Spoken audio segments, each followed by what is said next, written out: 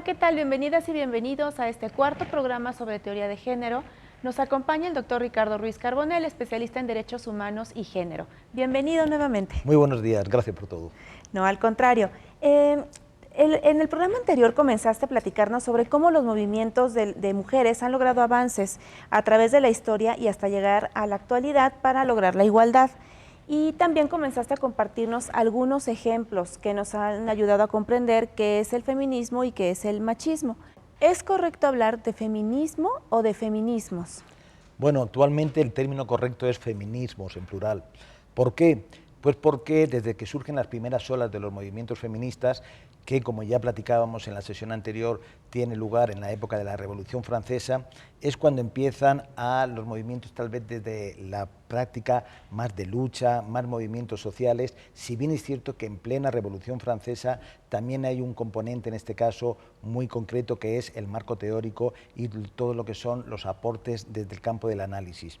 En este sentido me refiero a una investigadora británica que en aquella época vivía en Francia y que en el año 1792 publicó un libro que se llama La Vindicación de los Derechos de la Mujer, que me atrevería a decirte, Paloma, que es un libro básico para cualquiera de las personas que estén implicadas o que quieran involucrarse un poco dentro de los movimientos de género, los movimientos feministas.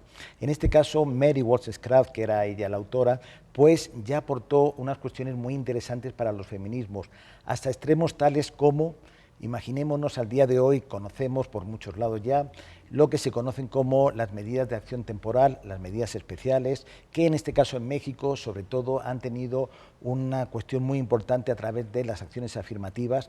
Pues fíjate tú bien, Paloma, que en aquella época ya, en plena Revolución Francesa, en este texto que te comento, ya Wollstonecraft, ella planteaba una cuestión y decía: si el problema de que las mujeres se sientan discriminadas, hayan diferencias de carácter negativos contra ellas, es por una cuestión del orden cultural o social, algo deberemos de hacer para precisamente erradicar esas situaciones tan dispares entre hombres y entre mujeres.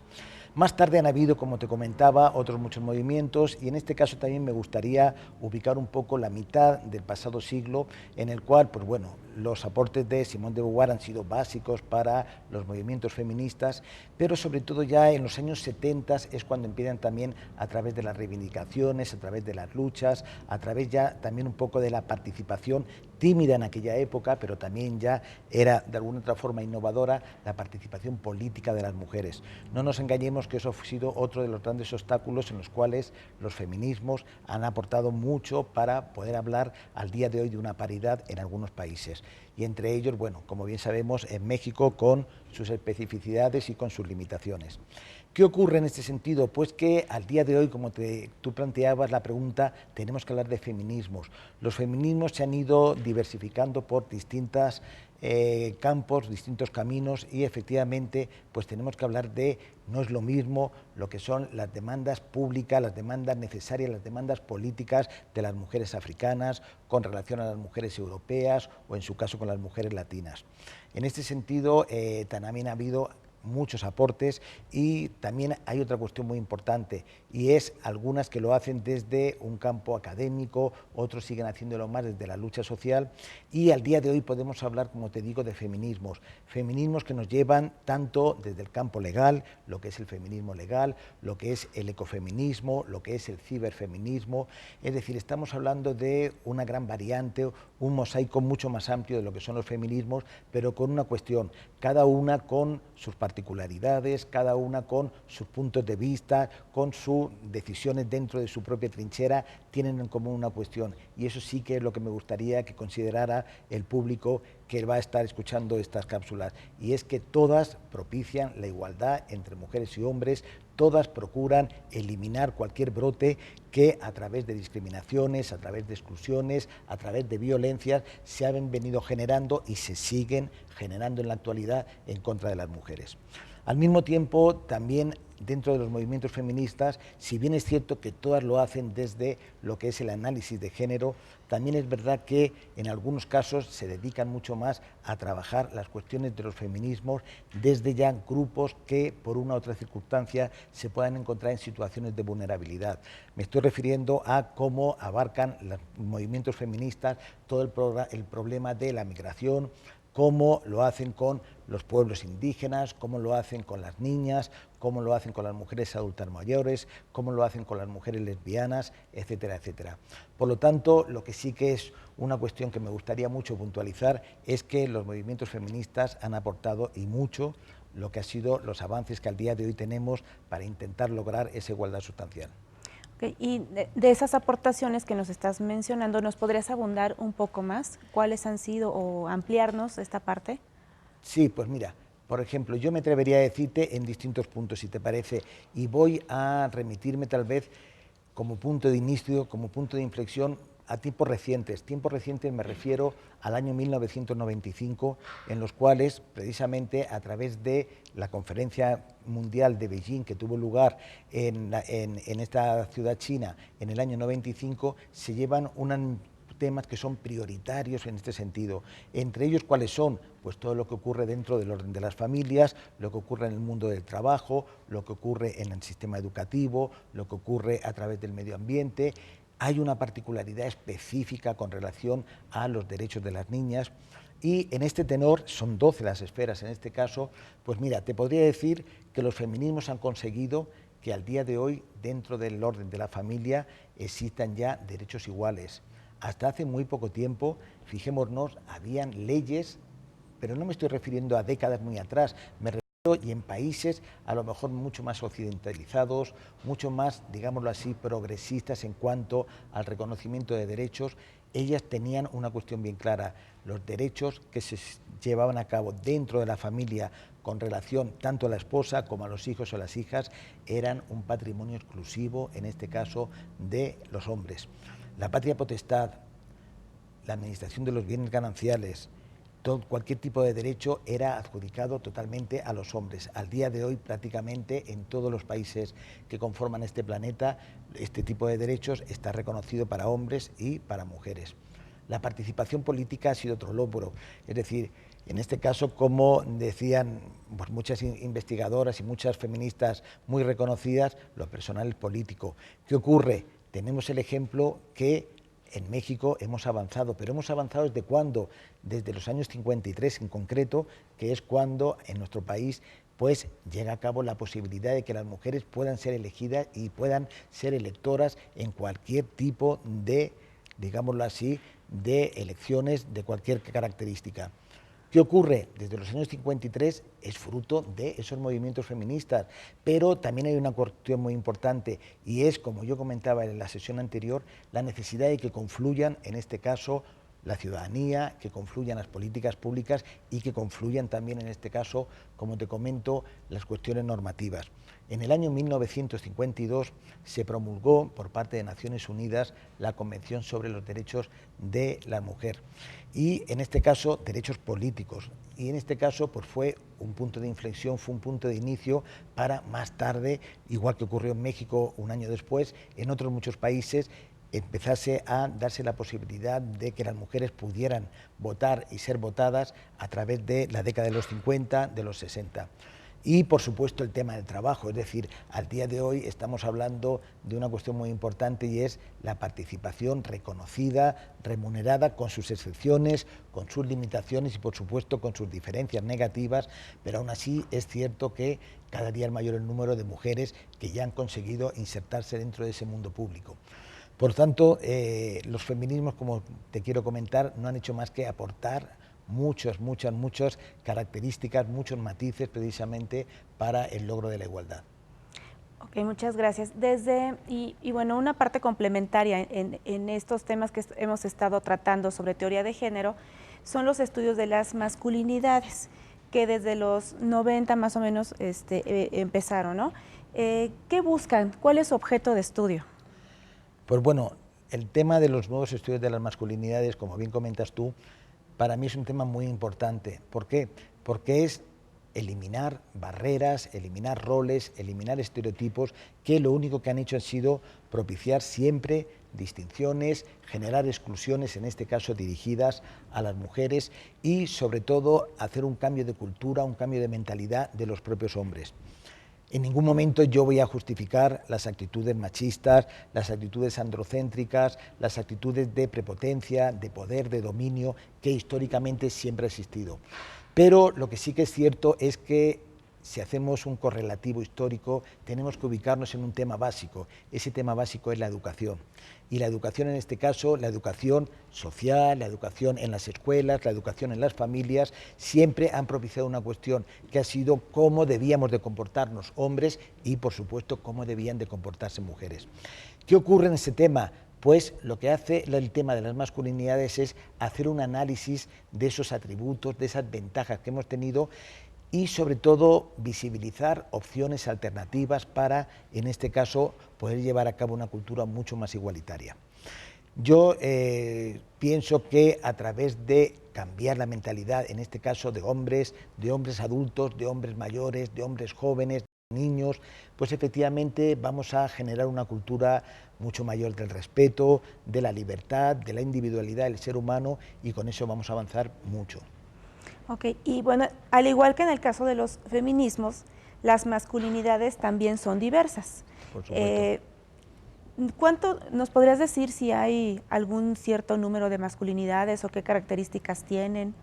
Bueno, pues ahí podríamos hablar desde la primera, que es la que históricamente siempre se ha conocido, que es la que se conoce como la masculinidad hegemónica o masculinidad patriarcal, que lo único que hace es retransmitir lo que ya prácticamente la sociedad conoce. Es decir, un mundo en el cual esa dicotomía entre lo público y lo privado marcaba cuestiones muy diferenciadas y efectivamente los hombres debían de, entre otras cuestiones, ser proveedores, ser autónomos, ser independientes, tener inhibidos los sentimientos de ternura, etcétera, etcétera. Más tarde hay como un proceso o una fase intermedia entre lo deseable, que en este caso son las masculinidades positivas, las masculinidades alternas, y las que te acabo de comentar, esas masculinidades conservadoras, rígidas, inflexibles, que son las masculinidades hegemónicas, y hay una segunda fase que es la que se conoce como masculinidades alternas. Este tipo de masculinidades donde nos quieren llevar es un poco a empezar a cambiar desde una forma tímida, desde una forma pausada, pero sobre todo empezar a hacer cambios ya en estos hombres y ya pasar de esa, como te digo, rigidez, inflexibilidad a una posibilidad de comportarse mucho más abierta, mucho más natural y sobre todo en el cual el dominio y la prepotencia no esté siempre como una cuestión partante. Ok, ¿y qué impacto tiene para los hombres el tener ciertas características de determinado tipo de masculinidad, positivas y negativas? A ver, si nos puedes dar algunos ejemplos. Pues mira, efectivamente aquí hay una cuestión, 20 siglos de dominación masculina en nuestra nueva era no se borran en 4 días. ¿Qué ocurre? Cambiar las mentalidades es un tema muy difícil. Yo te puedo comentar un poco a título de mi experiencia profesional, cuando en ocasiones se trabajan con hombres, efectivamente la mentalidad de una persona de 70, de 75 años dista bastante de la de un joven de 30 o de 35 años. Ello no quiere decir que este joven de 30 o 35 años ya adopte como rol de vida lo que es la masculinidad positiva o una masculinidad mucho más avanzada. Pero lo que sí que es cierto es que los cambios también y el transcurso de los tiempos han evolucionado bastante en este sentido. ¿Qué podríamos decirte como ejemplos? Bien claro, una masculinidad rígida, una masculinidad patriarcal, pues nos demuestra, como yo te decía, a esos estereotipos que siempre se han venido dando. Los hombres debemos de ser fuertes, rígidos, debemos de ser en muchos aspectos los que económicamente proveemos a la familia, debemos de ser quienes gobernamos en este sentido y estos son algunos de los ejemplos. Por supuesto, la belleza es otro canon distinto, etcétera, etcétera. ¿Qué hacemos al día de hoy? Pues efectivamente, cuando estamos hablando ya de estas masculinidades alternas, positivas, en este sentido es, por un lado, reconocer las relaciones, es decir, el hecho que se pueda permitir que un hombre pueda tener relaciones con un amigo y pueda tener relaciones con una amiga sin que ello tenga que ser un determinante o un detonante que ya la sociedad implique que ese tipo de relación no es óptima para ese tipo de generaciones. Por otra parte, el que hombres que de una u otra forma se solidaricen con la causa de intentar erradicar las violencias. Es muy curioso, pero cuando surge el tema de las violencias, por los años 60, 70, prácticamente eran inexistentes los hombres que de alguna otra forma se involucraban, se insertaban en movimientos, prácticamente movimientos de mujeres, movimientos de lucha, para ellos también sumarse a esa cosa y erradicar o solicitar sobre todo su repudio, la forma de denigrar cualquier acto violento. Al día de hoy, estos hombres que ya generamos de alguna otra forma o somos conscientes que a través de las masculinidades positivas podemos avanzar mucho para el logro de un mundo mucho más justo, mucho más igualitario en este sentido, pues lo que sí que hacemos es unirnos con los movimientos, unirnos con las mujeres y sobre todo, como te digo, rechazar de plano, rechazar de raíz cualquier acto que genere violencia. Otra de las características, como tú me planteas en este sentido, pues podría ser precisamente el crear, concienciar, no solamente al núcleo más cercano, a la familia simplemente, sino también con todo el mecanismo que de alguna otra forma permea o rodea a esta persona en cuestiones relacionadas con que lograr la igualdad implica que hombres y mujeres tengamos iguales derechos, iguales opciones, iguales alternativas, y eso se retransmite en el campo de la familia, en el campo del trabajo, en el campo de la política o en el campo del sistema educativo. Ok, y bueno, sin duda la cultura del machismo ha sido uno de los grandes obstáculos para lograr esta igualdad entre mujeres y hombres de la que nos has estado platicando. Pero también hemos escuchado hablar sobre los micromachismos. ¿Qué es esto? ¿A qué se refiere este término?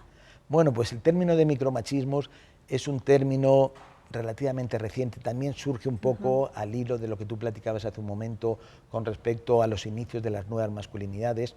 Y por los años 90, un psicoanalista argentino, cuyo nombre es Luis Bonino, acuñó este término, que es los micromachismos.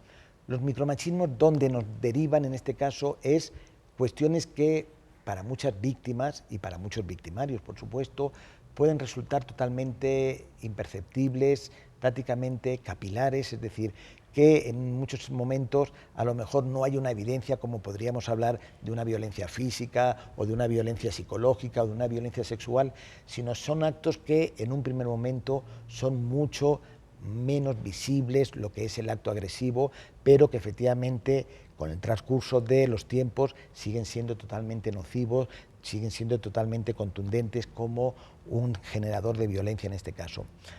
En este tenor me atrevería a decirte, por ejemplo, que Luis Bonino ha venido también de alguna otra forma retomando cuestiones también de los micropoderes, de Foucault, pero sobre todo él también hace una diferenciación, lo que pueden ser y les llama los micromachismos encubiertos, los micromachismos de crisis, los micromachismos dentro de la familia, etcétera, etcétera. Ejemplos, no nos engañemos, los hombres somos de alguna otra forma propicios a sentirnos víctimas cuando nos interesa. Efectivamente, eso hace también que en muchas ocasiones las víctimas reales, que en este caso sean las mujeres, pues de alguna otra forma adoptan ese rol, como comentábamos en la sesión pasada, de convertirse a lo mejor en protectoras de sus hijas, de sus hijos, hasta en ocasiones también de los propios agresores. ¿Qué ocurre? El dar pena, dar lástima, el de alguna otra forma querer imponer una autoridad de una forma muy disimulada, muy civilina, en este caso son claros ejemplos de micromachismo. Es decir, aquí hay un tema muy importante y es que esos micromachismos, como te digo, que son cuestiones en teoría prácticamente imperceptibles, pero los efectos son devastadores para ellos y para ellas. Para ellas, ¿por qué? Pues se han dado ya a cabo estudios en los cuales muchas de estas mujeres que de alguna otra forma pues acuden con relativa frecuencia a los dispositivos de salud, a los médicos, enfermeras, etcétera, etcétera, acudiendo que tienen sintomatología a lo mejor física, en este caso, en muchos casos no es una cuestión real, no es una cuestión del orden físico, como te digo, sino que por el contrario son objeto o fruto precisamente de estos micromachismos. Es decir, muchas de estas mujeres van acumulando cuestiones mínimas, pero son efectivamente psicológicas, alteran lo que es la forma de entender cualquier campo estas mismas mujeres y eso redunda negativamente tanto en su psiquis como en su cuerpo. Y los hombres también tienen unos efectos negativos en los micromachismos. ¿Por qué? En muchos casos los hombres siguen ejerciendo esa situación que comentábamos antes de autoritarismo, de poder, de dominio, de situaciones que siempre generan un arriba, un abajo, un alto, un bajo. ¿Y qué es lo que viene a decir con esto? Pues que estos hombres, ellos también son conscientes, es decir, una mujer, y eso hay que tenerlo bien claro, a nadie en este mundo, y por supuesto a ninguna mujer, les gusta ser objeto de cualquier tipo de violencia, por mínima que sea. ¿Qué ocurre en ese sentido? Pues que la acumulación de estas pequeñas violencias hace también que los hombres seamos en este caso conscientes que ha habido un cambio en la actitud, un cambio en el comportamiento de estas mujeres. Mujeres que generalmente hasta que deciden pues ahondar ya un poco en este sentido e ir a un dispositivo, sea justicia, sea una organización de la sociedad civil, sea un instituto de las mujeres, etcétera, etcétera. Ellas efectivamente, antes de dar ese paso y decir un no, ya basta, ellas también adoptan ya una situación un poco más aislada, un poco más reticente con relación al propio micromachista. ¿Qué ocurre? Que los micromachismos, en suma, son nocivos para, por supuesto, quienes lo generan, por supuesto, para los victimarios, pero el gran problema es detectarlos a tiempo y sobre todo ser conscientes que la acumulación de micromachismos generan violencias extremas. Ok, y bueno, en este sentido, ¿qué acciones o políticas públicas se han puesto en marcha para contrarrestar esos efectos negativos del machismo y de los micromachismos? Bueno, aquí habría que hablar desde dos ópticas. Por una parte, lo que es la prevención y la atención dirigida en este caso a mujeres víctimas y por otra parte lo que es el reforzamiento o los trabajos específicos para los hombres que generan violencia. En este sentido, por supuesto, y desde los años 80 ya vienen dándose muchos recursos a través de la prevención, como pueden ser los centros de información, el asesoramiento, la documentación, el establecimiento de protocolos que de alguna otra forma imbrincan muchísimo más a diversas instituciones y estas son algunas de las situaciones. Por supuesto ya desde el campo de la atención hay otras mucho más específicas en los cuales, pues bueno, sobre todo están los refugios para mujeres víctimas de violencia, etcétera, etcétera. En el campo de nosotros los hombres tenemos que enfocarlo desde dos puntos. Uno es la prevención a través de concientizar a todos los hombres, la edad que sean, de la conveniencia de adoptar nuevas masculinidades positivas, alternas, de alguna otra forma igualitarias, pero en los casos en que los hombres ya son generadores de violencia, ya se reconocen como tal, no queda más opción que trabajar, en este caso, a través de diversos modelos que lo que implican es intentar eliminar la ira, intentar eliminar, en este caso, lo que es cualquier cuestión que relacione con su violencia. Igualmente fue por los años 90 cuando de alguna otra forma empiezan a trabajarse en este sentido, pero ahí hubo una cuestión que también que obstaculizó mucho. Y me refiero a otros muchos países y por supuesto también a México. En los años 90, en este caso, los gobiernos no tenían como una política prioritaria el trabajar precisamente con hombres que generaran cualquier tipo de violencia. En México en concreto, a través de una organización de la sociedad civil, en el año 93 se intentó dar un pequeño salto en este sentido, pero precisamente por falta de apoyos económicos, por falta de apoyo también en la concientización de los hombres, no se llevó a cabo.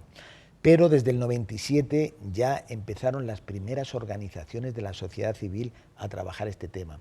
Al día de hoy sí que podemos decir que han habido avances, son ya varias las organizaciones que desde la sociedad civil vienen trabajando este tema y por otra parte también ya muchos gobiernos que ya han venido involucrándose en este sentido.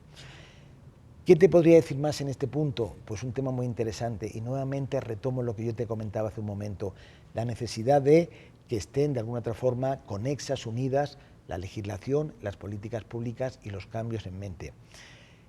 México, por ejemplo, hasta que se promulga la Ley General de Acceso de las Mujeres a una vida libre de violencia, el 1 de febrero del 2007, no tenía ninguna regulación legal con relación a estos hombres que son generadores de violencia y que como tal es necesario que lleven a cabo un tratamiento para esa situación que ellos vienen llevando a cabo. Desde la publicación de esta ley al día de hoy ya prácticamente todas las entidades federativas reconocen y obligan en este caso a que estos hombres que son generadores de violencia se sometan a este tipo de tratamientos. Pues sin duda un tema muy interesante que nos has compartido. Lamentablemente se nos ha terminado el tiempo, pero muchísimas gracias nuevamente por haber estado con nosotros, con nosotras, y muchas gracias a todas y todos ustedes por habernos acompañado.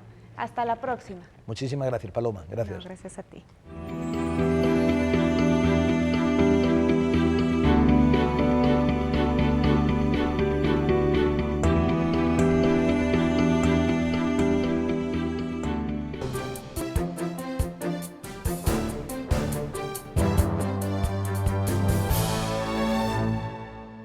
¿Te gustaría expresar lo que significa para ti la democracia? El Tribunal Electoral del Poder Judicial de la Federación te invita al segundo concurso de expresión fotográfica 2015. La democracia a través de los ojos de México.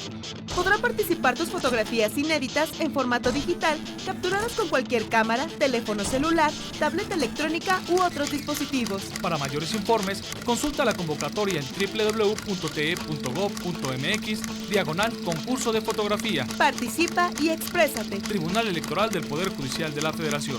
Tú tomas la decisión. Nosotros la protegemos.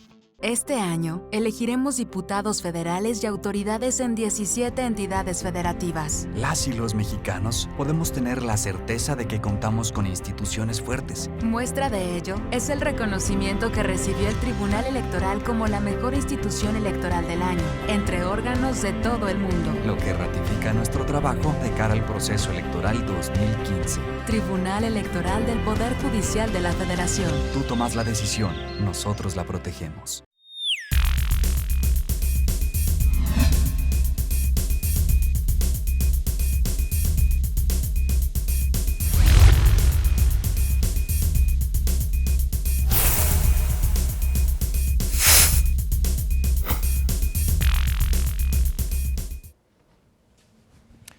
Hola, soy Rodrigo Morales, te invito a votar. Un nuevo programa del Tribunal Electoral en su plataforma de contenidos. Me acompaña en la conducción Pablo Javier Becerra.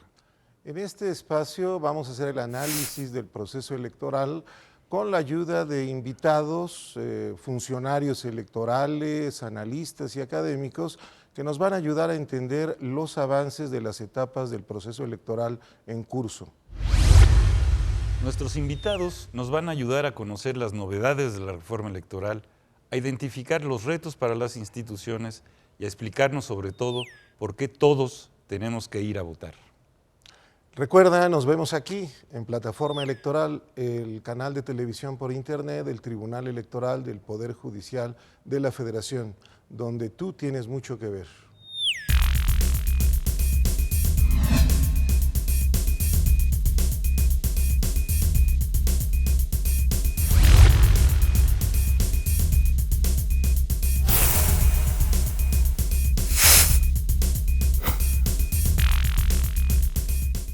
La democracia es cuestión de todos los días y de todos los ciudadanos, de grandes y pequeñas decisiones. En el Tribunal Electoral trabajamos para que tu voz sea respetada. Resolvemos a favor de la igualdad política entre mujeres y hombres. Defendemos las decisiones que toman con autonomía los pueblos y comunidades indígenas. Nuestras sentencias garantizan el respeto a tus derechos político-electorales, consolidan nuestra democracia. Tribunal Electoral del Poder Judicial de la Federación. Tú tomas la decisión. Nosotros la protegemos. En el Tribunal Electoral protegemos los derechos político-electorales de las y los mexicanos.